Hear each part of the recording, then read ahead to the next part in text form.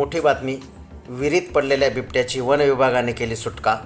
बागलाण तालुक्यातून एक मोठी बातमी समोर येत आहे। मुंजवाड शिवारात विहिरीत पडलेल्या एका बिबट्याला वन विभागाने स्थानिक नागरिकांच्या मदतीने सुखरूप बाहेर काढले आहे। मुंजवाड शिवारात सतीश शिंदे यांच्या शेतात बिबट्या बकरीची शिकार करण्यासाठी आला होता। याच वेळी आवाज झाल्याने शिंदे कुटुंबीय जागे झाले आणि त्यांनी बिबट्याला पकडण्यासाठी आरडाओरड केली।